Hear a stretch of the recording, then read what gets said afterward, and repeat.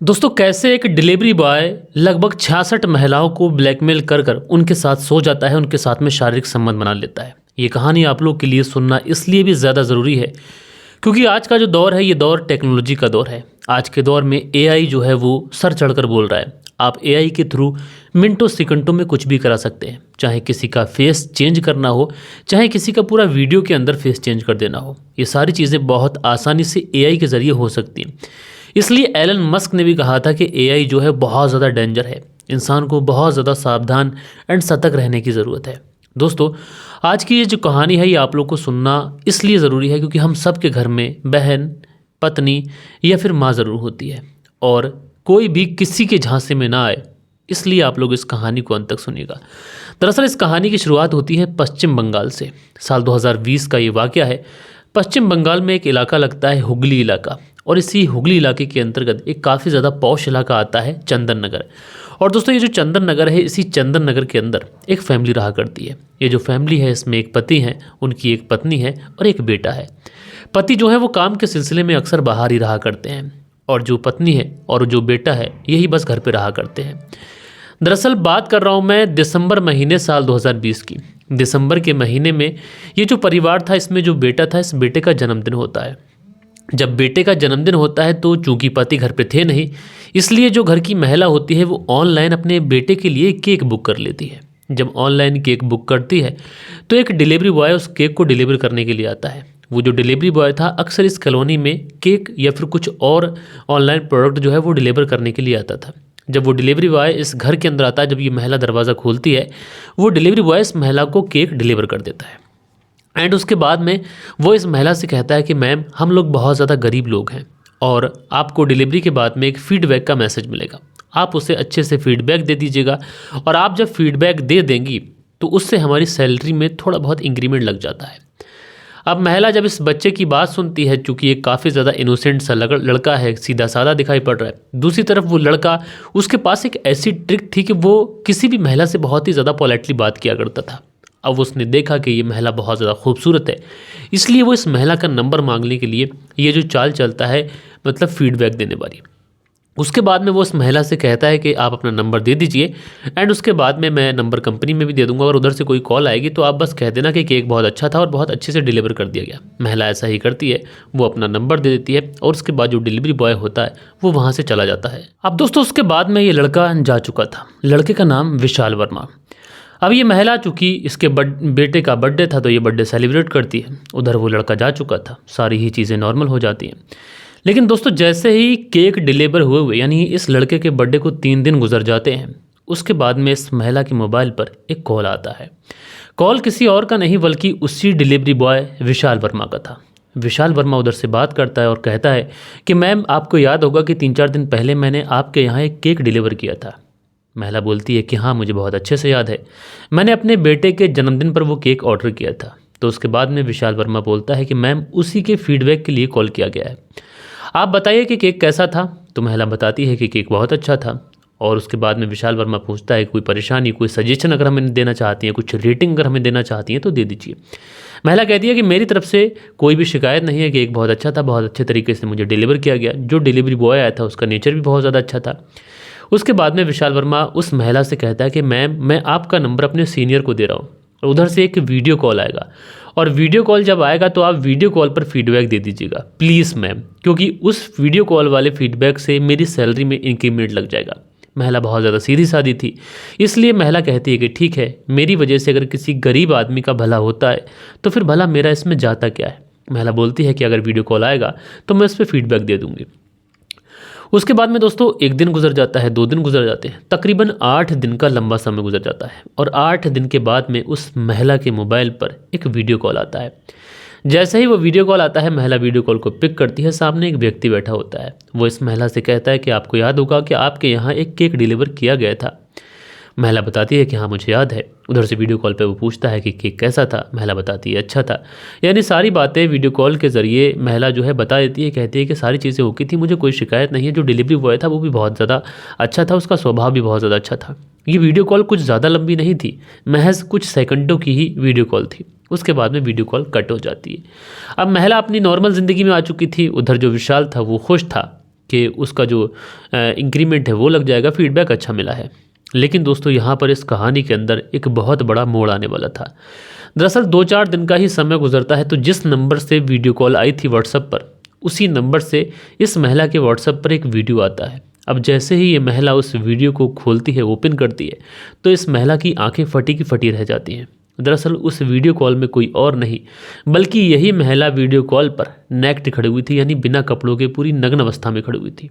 ये देखकर महिला परेशान हो जाती है, तुरंत उसी व्हाट्सएप वाले नंबर पर कॉल करने की कोशिश करती है, लेकिन उस नंबर को बाई प्लान बंद रखा गया था ताकि किसी भी तरीके की बातचीत उस नंबर पर ना हो सके। अब महिला परेशान है, करे तो करे क्या, जाए तो जाए कहाँ, उसका ये वीडियो कैसे करके शूट हो गया, उस महिला को कुछ भी समझ में नहीं आ रहा था। अच्छा, इस वीडियो के अंत में मैं आप लोगों को बहुत बड़ा मैसेज दूंगा, उस मैसेज को आप लोग ज़रूर सुनिएगा।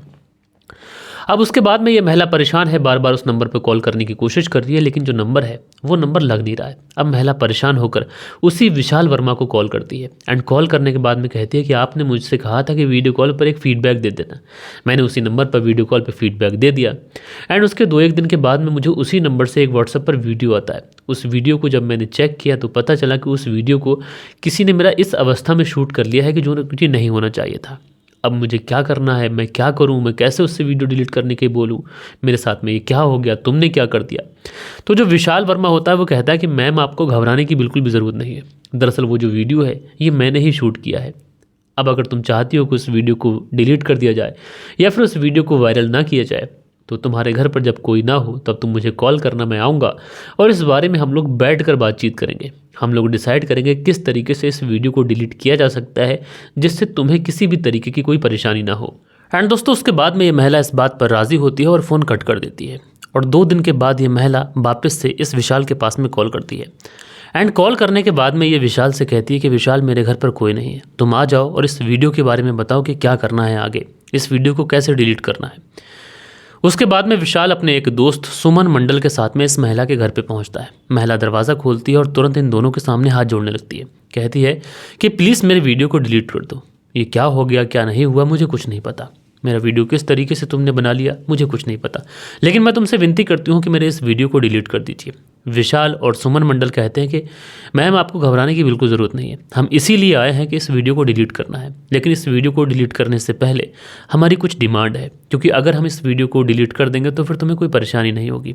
बस एक छोटी सी डिमांड है, उसको पूरा कर दीजिए एंड उसके बाद में इस वीडियो को डिलीट कर दिया जाएगा। महिला पूछती है कि तुम्हारी क्या डिमांड है, तो उसके बाद में ये विशाल कहता है कि दरअसल हम तुम्हारे साथ में इंटीमेट होना चाहते हैं, हम तुम्हारे साथ में वो सब कुछ करना चाहते हैं जो एक पति अपनी पत्नी के साथ में करता है। एंड ये महिला बेचारी क्या करती, परेशान थी, इसको समझ ही नहीं आ रहा था कि क्या होगा। इसको ऐसा लग रहा था कि वीडियो अगर वायरल हो गई तो उसके रिश्ते बिगड़ जाएंगे। एंड उसके बाद में इस महिला के साथ में विशाल और उसका दोस्त सुमन मंडल दोनों बारी बारी से इंटीमेट होते हैं। एंड उसके बाद में ये इस महिला से कहते हैं कि हम वीडियो डिलीट कर देंगे, तुम्हें घबराने की ज़रूरत नहीं है, जो कुछ हुआ उसे तुम भूल जाओ, हम भी भूल गए। उसके बाद में ये महिला समझती है कि शायद सारी चीज़ें ख़त्म हो गई हैं और आइंदा से अब उसको कोई परेशानी नहीं होगी। महिला सोचती है कि आगे से मैं फूंक फूंक कर कदम रखूँगी। लेकिन बस इस कहानी का ये दूसरा पहलू था, लेकिन असल में इस कहानी की शुरुआत ही यहाँ से होती है। दरअसल अगले ही दिन इस महिला के मोबाइल पर जो वीडियो आता है, उस वीडियो को देखने के बाद में इस महिला की चीखें निकल जाती हैं।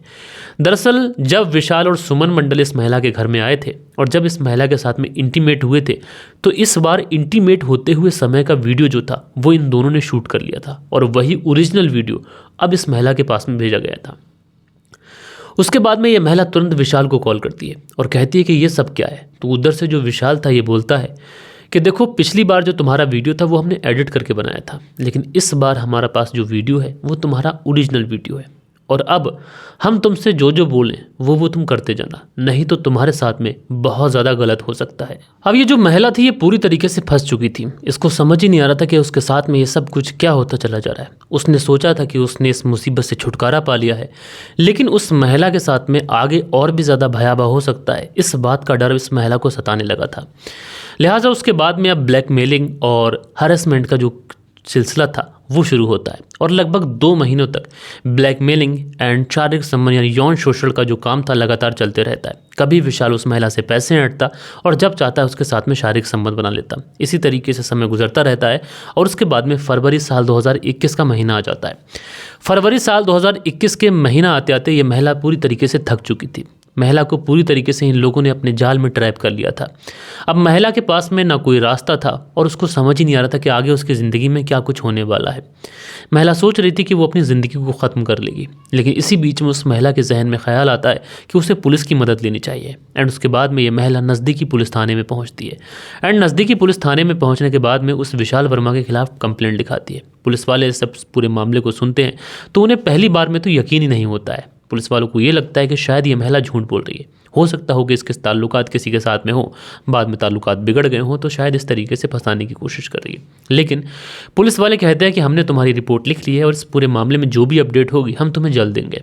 एंड इसी बीच में कई पुलिस थानों के अंदर कुछ इस तरीके की रिपोर्ट्स आती हैं जिसमें एक डिलीवरी बॉय के द्वारा ब्लैकमेलिंग के केसेस दर्ज किए जाते हैं। अब जैसे ही ये सारी चीज़ें होती हैं तो पुलिस तुरंत इस महिला के पास में पहुंचती है एंड वहाँ से विशाल का नंबर, विशाल का फोटोग्राफ्स, ये सारी चीज़ें लेती है और उसके बाद में विशाल के लिए जो जाल है वो पुलिस बिछाती है। एंड आखिरकार पुलिस जो थी विशाल को गिरफ्तार करती है एंड गिरफ्तार करने के बाद में सीधा पुलिस थाने लेके आ जाती है। पुलिस थाने लाने के बाद में विशाल से पूछताछ की जाती है। विशाल से पूछा जाता है कि तुम्हारे ऊपर कुछ इस तरीके के इल्ज़ाम हैं, क्या ये सच हैं? तो विशाल कहता है कि दरअसल ये जितनी भी महिलाएं हैं ये मुझसे झूठ बोल रही हैं, मेरे बारे में झूठ बोल रही हैं, क्योंकि ये अमीर घर की महिलाएं हैं, इनके पति घर पे रहते नहीं हैं, इसलिए ये महिलाएं मुझे अपने पास बुलाती थी अपनी फिजिकल नीड को पूरा करने के लिए। और जब मैं अब थक चुका हूँ, मैं इनके पास नहीं जा रहा हूँ, तो ये लोग मुझे ब्लैकमेल कर रहे हैं, मुझे फंसाने की कोशिश कर रहे हैं। अब पुलिस को शुरुआत में यही लगता है कि हो सकता है ये व्यक्ति सच बोल रहा हो, लेकिन इसी बीच में पुलिस वाले इस व्यक्ति का मोबाइल चेक करते हैं। अब जैसे ही इसका मोबाइल नंबर चेक किया जाता है तो पूरे केस का खुलासा पानी की तरह हो जाता है। दरअसल इस लड़के के मोबाइल में तकरीबन 31 ऐसे वीडियो मिले थे जो आपत्तिजनक तरीके से महिलाओं के शूट किए गए थे। साथ के साथ लगभग 66 महिलाओं को ब्लैकमेलिंग करने की जो चैट थी वो इसके व्हाट्सएप में मौजूद थी। इसलिए पुलिस भी अब पूरी तरीके से कंफर्म हो चुकी थी कि ये व्यक्ति इस तरीके से महिलाओं के साथ में कर रहा है। बहरहाल इसे अरेस्ट किया जाता है, अरेस्ट करके इसे जेल भेजा जाता है। लेकिन सबसे बड़ा सवाल आज के इस दौर में यह है कि दोस्तों टेक्नोलॉजी का ज़माना चल रहा है और इस ज़माने में आप लोग को सतर्क और अलर्ट रहने की ज़रूरत है। देखो, आपको कंफर्म होना चाहिए कि आपने किसी के साथ में कोई वीडियो शूट नहीं कराया। भले ही आपके साथ में कोई वीडियो आपको शेयर कर देता है तो वो वीडियो पूरी तरीके से फेक है। जैसे महिला ने बाद में पुलिस का सहारा लिया, ऐसे ही महिला पहले भी पुलिस का सहारा ले सकती थी। दोस्तों, आज के ज़माने में बहुत आसानी से लोग क्राइम कर जाते हैं, लेकिन आपको पता होना चाहिए कि आपका वीडियो ओरिजिनल है या फिर वो फेक है। और ओरिजिनल भी है तब भी आप लोगों को पुलिस की मदद लेनी चाहिए, ब्लैकमेलिंग में नहीं आना चाहिए, क्योंकि दोस्तों ऐसे लोगों को कानून कड़ी से कड़ी सज़ा देता है। बहरहाल दोस्तों, इस कहानी के बारे में आप लोग क्या सोचते हैं, आपकी क्या राय है, कमेंट्स करके बताइएगा। मिलते हैं कल के दिन किसी और स्टोरी के साथ में। जब तक के लिए अपना ख्याल रखें। जय हिंद, जय भारत।